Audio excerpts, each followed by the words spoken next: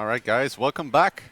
I'm here with Loco instead of Ordi, who have very quickly changed places. Nobody noticed a thing.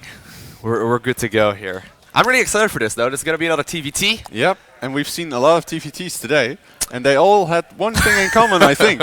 They were not very long, and they tend to involve proxies. In particular, the ones that we saw earlier from Lillekanin, that was a very short series. I think we did the entire best of 3 in about, I would probably guess, about 10 minutes. 10, maybe 15 at most. Lots of proxies, lots of cheese in general, not enough time for some people to get dinner. Even it was terrible. No. Well, they were good matches, but still, you know, we know that Legacy of the Void has gotten a lot quicker, but not that quick, you know. Yeah. So obviously we've seen patch 3.8 go live just a couple of days ago, and that immediately changed up the meta significantly. And it seems like, in particular in Terran vs. Terran, playing macro is kind of difficult with the new siege tanks and all that. So I wonder if that's what we're going to see today as well. Obviously we got Lillekanin versus uThermal up next. uThermal is very good.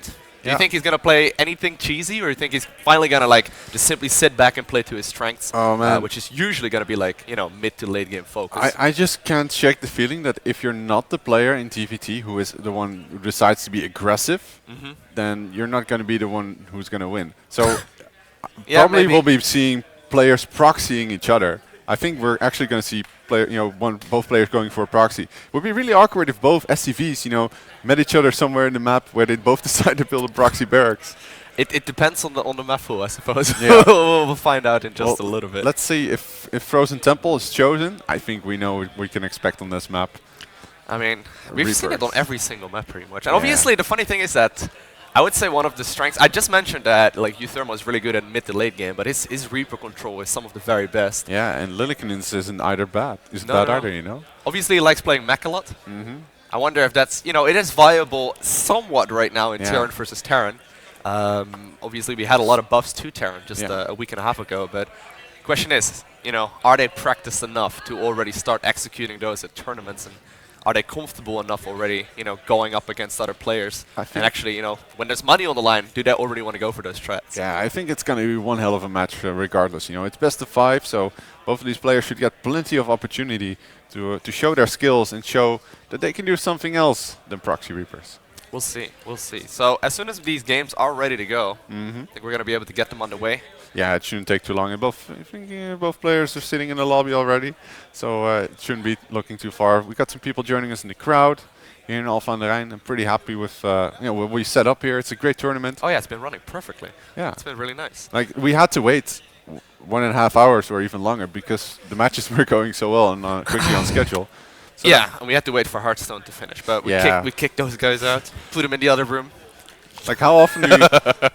if you put them right there. No, I'm kidding. Put them back in the broom closet. Yeah. RNG that way. Nah, it's all good. It's pure skill over here. And Reapers. We actually watched some of the Hearthstone matches, guys, and we can't say that RNG did not play a factor. I mean, I've seen a Ragnaros hit someone to the face. Yeah, it actually literally just happened. See? So if anyone wondering, we basically have a double stream setup, and we were supposed to be casting after the grand finals of Hearthstone, but those matches turned out to be taking a little bit longer, and the ones that we were doing were over rather quickly. So we decided to switch positions instead, so nobody else had to continue waiting here. But so far, it's been going really smoothly. I've been really happy with the matches. I mean, they were exciting. We've been to plenty of tournaments, right? And not always does everything work out as brilliantly as it does so far. What's so cool about the fact that we get to play a tournament so short post-patch is that we see all these cool new strategies pop up. I've never seen a player build battle cruisers and kill a Zerg with them in less than 10 minutes of game time. I've never seen a player build battle cruisers and kill Tempest by jumping on top of them and then Yamatoing the whole lot of them. It was just amazing. So if we can, I don't think it's going to happen, but if we see mass battlecruiser versus mass battlecruiser, that's just the coolest thing ever, man. This is what your dreams are made of right now. As a Terran player, I can't imagine. Well, you remember that final in GSL final with the battlecruisers in the Vortex?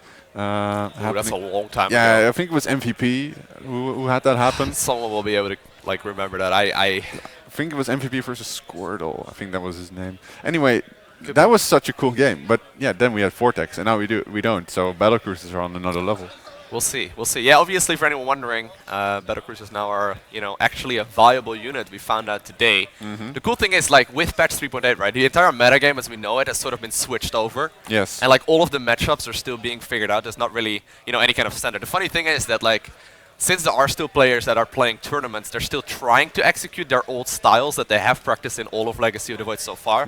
But like slowly but surely, we're figuring out weird things and weird strategies that are added to the game and that are all of a sudden also viable. Yes. I mean, the first week in particular was a lot of one-base all-inning, like in particular from Terrence. A lot of Cyclone Hellion all-ins and a lot of one-base pressure. And then all of a sudden, we're already starting to get to like weird late game strategies, and we're still like really in that phase of figuring out what's going to be standard. People just realized that, okay, we'll try Cyclones. Oh, Cyclones are not that good. We'll try tanks. Oh, tanks are really good. Let's stick to that. That's just how the metagame works. People will play games on ladder and figure out what works and what doesn't. And I hope that Battlecruisers are one of the things that turns out that it works and that people will stick to it. And we'll be able to cast lots of this. But still, I wouldn't say I'm afraid, but I do sort of expect this match to involve a lot of proxying and a lot of Reapers. But it also really, matters which maps they've picked, because those, for a large part, do dedicate. Like I mentioned, Frozen Temple is a map that is almost guaranteed to have a lot of Reaper play on it. But when you have a map like New Gettysburg, which is big and wide open, we might see some Battlecruiser play. Could be. Could be. We saw in it particular, earlier. like New Gettysburg, I suppose, where you can, get the cross map split off. That happens every now and then. Yeah, happens a lot. I wonder. I see uThermal still changing a couple of his settings up. I guess they're just making sure that everything is good to go. They're already sitting in the lobby, and actually, ooh, there we go. Nice. We got it. We got it. And what map do we have, guys? Speak of the devil. Speak of the devil. All right, guys. Here we go. In the bottom right of New Gettysburg, from Team Red Bloods Pro, we have the Danish Terran. He is Lillekanin. Yeah, we got some cheers. Ah, see, Team Red Bloods, I got it. Nice. All right. And his opponent, in the bottom left corner, it is going to be none other than Team Liquid's uThermal. All right. Let's. Oh, got a couple more cheers. I mean, this is obviously the Dutch StarCraft League, right? So people are going to be slightly biased as far as like Dutch players go, but that's all good. Lillekanin immediately sending an SCV out on the map, though. He obviously already blocked off the path in the middle. Yeah. And it looks like he's going to start setting up what it will more than likely be a barracks. Probably the barracks. There we go. And uThermal has decided to build his at the top of the ramp, but keep in mind that he did go gas first. So this will allow him to go for a very, very quick factory. Factory, of course, allows him to go into quick Hellions. And Hellions are quite adept, I would say, at defending against Reapers. Of course, if your name is uThermal, you do not need more than Reapers to defend against Reapers, but still not a bad choice anyway. I think he's actually going to plan and go for a starport, because this is, of course, a close-by air map. So Banshees and Vikings can actually cut to your opponent's base rather fast. And yeah, we're just going to see how this is going to end up. Of course, we're going to see both players start with a Reaper opener. I do not expect any less. But I like this move from Lillekanin, blocking off that little path with the depot means, oh, okay. Well, he's building a Reaper, but he's also building a factory. So this is what we saw earlier on Central Protocol, also in a Terran versus Terran that Lillekanin played. He basically goes for the proxy Reaper, follows it up with a factory, and then also goes straight into the starport. And the cool thing that he managed to execute on that one is slow push the siege tank up to the ramp. Now, obviously, right now he's playing a top caliber Terran player. Like uThermal is one of the very best in the world, so it's going to be difficult to say exactly how well it's going to be executed right here. We already see the quick factory out of Thermal as well. He's going to be able to start producing those Hellions very quickly, and he will find out right now that that Reaper came from a little bit of a funny angle. Yeah, this was definitely a strange angle for the Reaper to come from. I wonder how uThermal is going to handle this, because he will probably end up building a starport of his own as soon as he has 100 gas. But what is he going to make of this? Because if you go for the Banshee, you can actually just go straight cross by air and harass your opponent's mineral line. That's great. But if Lillekanin does decide to go for that push with the siege tanks and the Vikings, like this, how is he actually going to hold this? So that's going to be very difficult. I quite like the setup right here though for uThermal. Obviously he's got a little bit of extra time here because he's going to be the one defending, so that means that his units are just simply going to join the fight a little bit faster. And basically right now it's just a race for the one that gets air vision as well as the one that gets more siege tanks out. And it seems like for the moment, at the very least for right now, Lillekanin is still stuck on making Hellions, but I wouldn't be surprised if he very quickly wants to start switching over. Okay, so uThermal sacrifices this Reaper just to get a scout off. He sees the 1-1-1. If he saw this match between Optimus and Lillekanin, or he talked to Optimus about it, you should know what's up. And he is adding on siege tanks, which is good. He needs siege tanks to at least be able to hold this. It's actually going to go for the Vikings. So for anyone wondering, obviously since the last patch, you cannot pick up a sieged up tank anymore. That's just gone. A siege tank in general deal far more damage. So as long as you have vision, you're going to be in a good spot. But this time around, we actually see a medevac from Lillekanin instead, and he's going to be able to start dropping into the main very shortly. It's 3 Hellions. Those can actually one-shot SCVs if they all get in on it. But there is a defense here in place for uThermal with the siege tank. Gets a good shot off already, but already 5 even of the SCVs have fallen. This is a nice pickoff here for Lillekanin, actually doing significant damage. Now the medevac is going to be able to boost out for right now. It doesn't have any health left over at the very least to get back in. Yeah, he most definitely can. He's going to be able to need one more shot though. It takes 5 shots in total to take the kill there. So just barely not enough, but it's going to shoo it away. Obviously it depends on if the SCV is still there, ready to defend, but that medevac will have to return for the time being. Yeah, and now we see that Lillekanin is following up with that same build like we mentioned, adding on double Viking production. Already has 2. Wow. I really like that. I really like that. It's a cool build, for sure. But still, it's... not sure if I like this move out by uThermal. He does have 2 tanks, though. 2 tanks to add on a lot of DPS to this fight. And if Lillekanin wants to hold these, he's going to have to either pick up... Wow, this is actually a really good move here from uThermal. He's going to lose the air ward though, but he's almost picks up the tank. Nice little bit of micro right there by Lillekanin, picking up that lower HP siege tank. He's going to be able to do a little bit of damage. The thing though is that right now landed Vikings deal significantly more damage than they used to do in the past, and actually you can see the siege tank running away from... oh my god. Look at that damage! They do so much more damage to mechanical.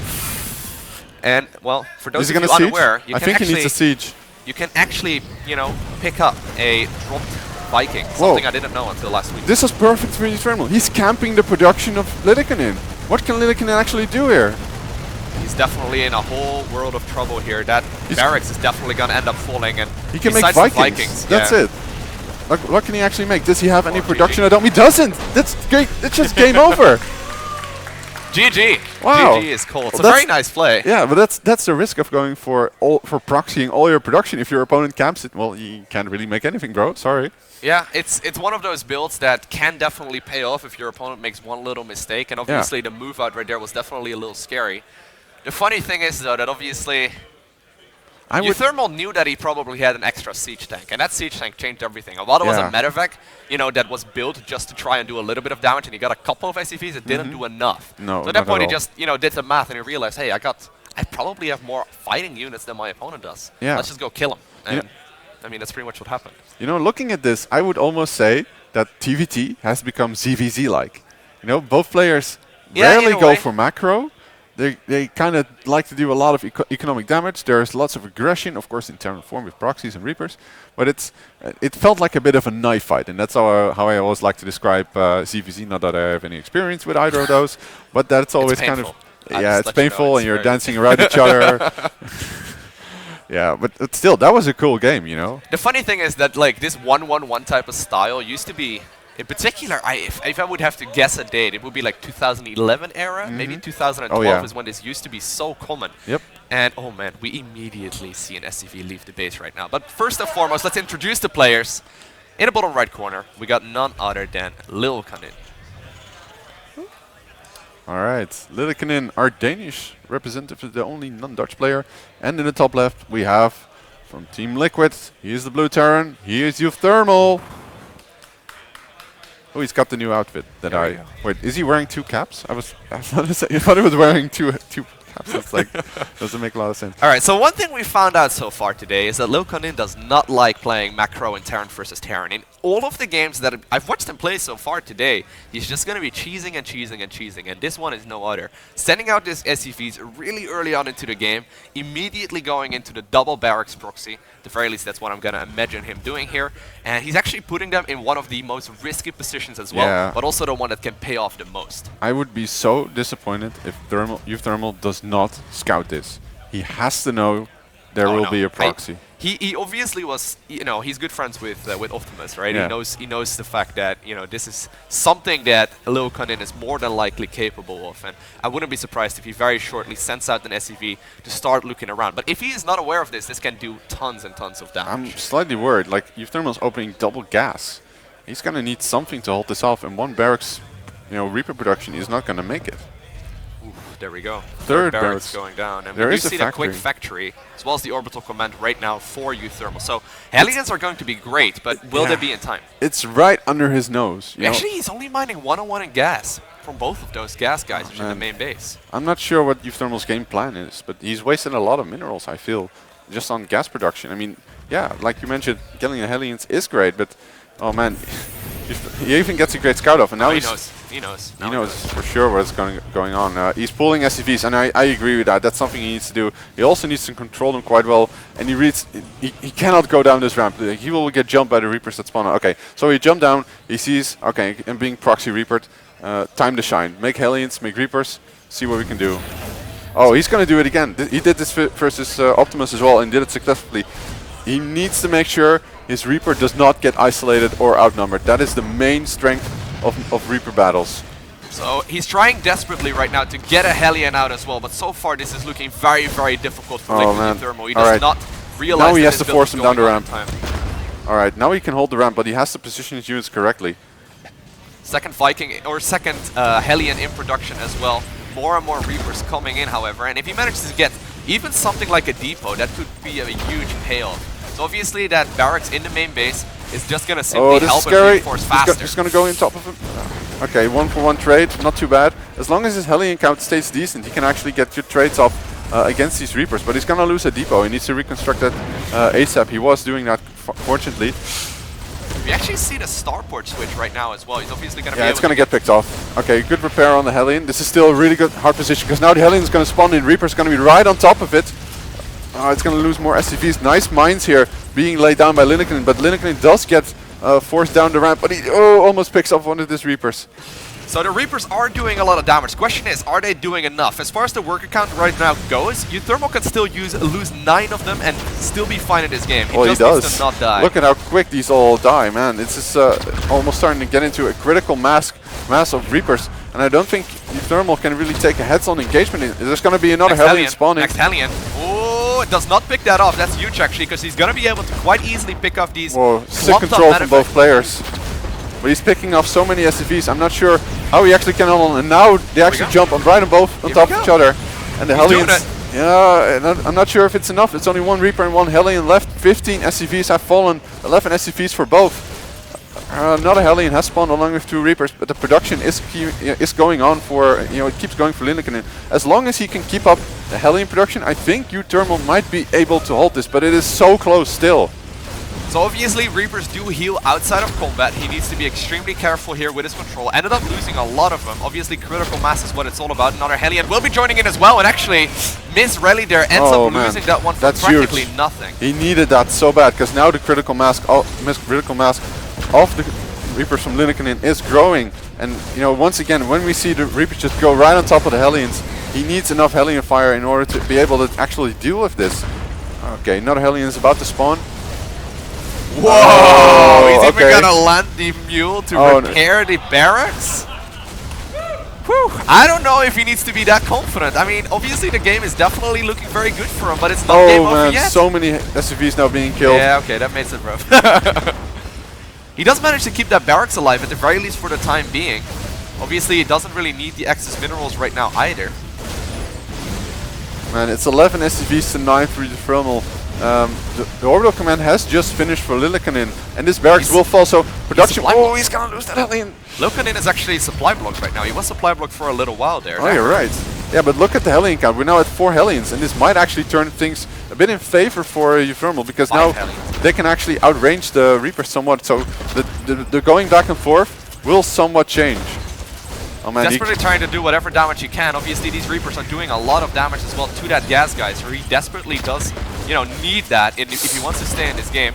I really like the zoning is so sick. What this micro battle is just insane. Like, they keep zoning and trying to force each other to pull back and trying to get closer to each other. Right now, the army of uThermal is definitely stronger. He's doubling the army supply. So if he can actually force a good fight, if he can get on top of these barracks, he will be able to kill Lillekanin. I love the repair here. And actually, once again, not a mule is going to be able to scan the main base to figure out if he can even jump up with those Reapers. Oh. Yeah, this is the situation that uThermal wants. He wants to trade at range, he wants to pick up Reapers, and he is doing it, ladies and gentlemen. It seems that the Hellion count is large enough, and he's going to kill Lillekanin, and he has held the triple Reaper rush with excellent control. That was probably one of the most unlikely defenses you can go for. That was pretty insane, that actually. was absolutely sick. Like, I'm getting goosebumps right now. Are you a Terran player by any chance? Like, no, but I totally agree with that. Like, he had a single barracks, he went for the factory, double gas even before all of that. He lost so many SCVs. Yeah, mules are pretty good. Like, honestly, I wonder if that drop mule was the correct thing to do, because obviously you lose about 200 minerals for that. I think it was, because it would have, losing that one barracks just cut so much of your production. Yeah. And after that barracks died, uThermal won pretty easily, you know. He was just making more stuff. So that was crazy defense. You know, that could have gone either way so easily. I mean, one good mine hit from Lillekanin, one good area affected with the Hellion shots. That was close. The funny thing about Terran players. That was a knife fight. When you kill all of the SCVs, yeah, you can still have mules and mine just fine. Yeah, it's definitely a very sick game, though. I did not, like, just by watching that, I did not expect that, you know, he was going to be able to pick up that victory. Beautiful. It was absolutely amazing play. Like, I'm very happy and I feel very privileged that we get to cast sick games like this here at the Dutch StarCraft League Finals. You know, if you guys are watching online, I hope you're enjoying it as much as I am. It's been good. It's been really good. So obviously this is a best of 5. That does mean that we get at least one more match. Yep. uThermal currently 2-0 in a lead. That's actually pretty significant. And it looks like the max map is going to be Galactic Process. Now, question is, do you think Lillekanin is going to play macro? We've been seeing him cheese in every single game so far today. Do you think he's going to play macro? Well, if it talks like a duck and walks like a duck and looks like a duck, it's probably a duck. So I would say no, and I think this SCV here with me agrees. It's gonna make a depot. Oh shit! Depots are important because you can't make barracks without them. It's really important. Remember the good old days where you could do that, where you could make barracks before you make a depot? Do you remember those times? Wow, that's long ago. Those were really dirty times. That was like beta, right? No, that was I think just after beta. Oh man! Right when Moro ended up winning tournaments, 5 Rex Reaper rushing. It's been a very long time. Oh man. Until now got caverns. And people were like very upset as well. It's like, this is ridiculous. You can't make a barracks anymore before a depot. So gross. Anyway, I believe the Observer wants us to introduce the players. Yeah, let's introduce player number 1 in the top right from Team Red Bloods Pro. He is the Green Terran. He is Lillekanin. Woo! Yeah, guys. There we go. That's better. That's better. And his opponent, spawning in the bottom left corner of Galactic Process, is going to be none other than Team Liquid's uThermal. What? I couldn't see it. Was he wearing 2 caps? I don't think he's wearing 2 hats. It Who doesn't wears make 2 hats? I thought it was. Maybe I'm by no means up to date on like the modern day fashion. Yeah. But I'm not entirely sure how the double hat thing works. Actually, we're seeing like the buildings of Lillekanin inside of his main base. Yeah. What is this? Come on, man. You got a reputation to uphold. This must probably actually be pretty rough for him, though, because obviously he knows he's tried to cheese. He's gonna build a command center, I think. I'm not sure what's. Wow. That's very greedy. But the thing is, he's tried his cheeses, and it just got held. Like even in the best of scenarios, like we saw in game number 2, it just simply got held by uThermal. Like, what are you gonna do? Are you gonna cheese him again for the 3rd game in a row? It's probably not gonna happen. So instead, what he's decided to do is go for a little bit more of like an economic type of cheese. And at the very least, try and get the economy going here as early as possible. Question is, will it pay off? He's gonna go for the factory follow-up, so he's still gonna be able to get, you know, quite a little bit of eco. But this Reaper's spazzing out. All right, yeah.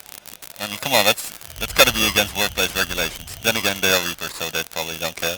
I mean, they quite literally have a jetpack on that is on fire 24/7. I don't know what kind of regulations they work at, but the Terran Dominion does not care. Alright, so it's a command center for both. A very different type of game I would be somewhat expecting to see here. Of course the map is a bit bigger and a bit wider to allow for these types of macro plays. But still, I think we are going to see a bit of shenanigans here in the middle of the map. Are moving their units around, trying to get a good feel of what their opponents are doing. Should be good stuff. Well, what's happening in chat? I mean, we got some bullets. We got some Mr. Destructoids. Mr. All Destruct. good. So, relatively standard play so far by uThermal, but that command center is done. What's going on here? Where are the units? He's going to be able to jump in there. Yeah, he's just... Oh, he's going to kill one SCV. Wow, I really expect Lillekanin to have a bit more here. And this is the type of stuff that uThermal Oh, he actually locked himself out. Well, at least he can retreat in safety and harass the natural here. So, wow, a bit of an early win already for uThermal. He's up a worker. He didn't lose a single thing there. He's building tanks. He's adding on a third command center. Even if no, that's the one that is natural. Sorry. Yeah, just finished. So he's going to be able to start building up that economy right now as well. A little bit of pressure here from uThermal, not really taking all too much damage at all, and he's just going to be able to pick away at this opponent's army. Now, it looks like we're actually making up for a little bit of mid-game play. I mean, both players have their expansion up. They're going to be able to make a whole lot more units than they normally do. And I mean, with normally, I mean in the last 2 games. Because, you know, they ended at like... That's just their track record. They've done that themselves, you know. So we're seeing a Cyclone in production here for Lillekanin, and I'm really wondering to see what kind of composition he's going to go for. I don't think we will be seeing Stim out of him. uThermal on the other end is still making Marines, but are they both going to go mech? That would be kind of cool. I would be very surprised. uThermal very well known for his bio play, and he's got the siege tank here ready to go. Yeah. Obviously, you can still most definitely lift up, you know, unsiege tanks, I suppose, in that regard. And he's actually going to be moving up. He's actually building turrets while uThermal has almost barely started cloak. Bit of a nice trade here for Lillekanin, but he gets siege tank. Yeah, siege tank does a lot of damage. And he's just slow pushing the siege tank. Now, there are reinforcements coming in. Is there any more siege tanks, you know, about to join in as well? That's going to be a Marine, another Marine Lillekanin had a reactor on his factory, so he couldn't produce siege tank, and he decided to go for a Widow Mine and look at the damage of that one siege tank. I mean, that's gonna take like 15 shots or so to kill a command center. He's gonna have to start repairing. Yeah. Actually, uThermal just scanning the main base of Lillekanin as well, finding out exactly what's going on, and he figures out like, hey, there's no siege tanks coming at all. I'm just gonna be able to shoot away at this. uThermal, I mean, Lillekanin is still adding on Ravens. There needs to be a bit more defense here, I feel, for uThermal, because this army composition is not that strong against a flank. And here we go. We see the Hellions now darting forward. Tank doing so much damage to them, but it seems to be holding up just fine. Oh, it's still alive! It's 1 HP! 1 HP! Are you kidding me? Oh man, Lillekanin as well does not get it! And that command center is under fire right now. Absolutely insane. He doesn't have that many units, but he's just simply gonna reinforce now. He's got all of his army at home. He's got 7 kills in total, and he's just gonna be able to do as much damage as it possibly can. And his base may very well end up falling. Oh, this tank needs it deserves a medal. He's gonna have to lift up that CC and you know, evacuate his natural. Oh man. Oh, now it's a bench. Okay, this the reinforcements have arrived, and wow. Oh, come on, is he gonna lose the Raven? Oh, he loses the Raven even. The turret, of course, does a ton of damage. More reinforcements coming in from uThermal. Just Marines at this point. Wow. Yeah, he should be able to hold. Actually, he managed to hold that. Yeah. Against all odds, actually. I did not expect that he would be able to hold that just fine. uThermal, he went for the command center instead of trying to focus down more SCVs. I mean, this is cute, you know, with the Cloak Banshee, but there's a Viking and a Raven, so what are you going to do? So this was... He needs more siege tanks. There are more siege tanks on the production tab right now, but instead we got the 3rd command center about halfway done already for uThermal. If we have a look at the supply count, you can see that's about 20 supply ahead. That's huge. uThermal is playing this smart. You know, instead of going for the throat, instead of trying to kill him right there and maybe risk, you know, being defeated and having to, you know, being at an equal foot, he's going into 1-1 upgrades. He started 3rd command center. And what does Lillekanin really have? Like, he has an okay economy. He's got a decent bit of tech. I think at the main base of Lillekanin. Yeah, this is a mech build. Doing a little bit of damage. And actually, it's not a drop. It's going to be that Banshee. Yeah, that Banshee now killing off quite a few workers here. Getting quite a bit of work done, actually. Really solidifying the worker lead here for uThermal. uThermal actually microing on several fronts with these Cloak Banshees. 7 workers. That's huge. And this is, he just hold positioned it on top of the refinery. Same thing for this one. Come on, Lillekanin, show yourself and defend.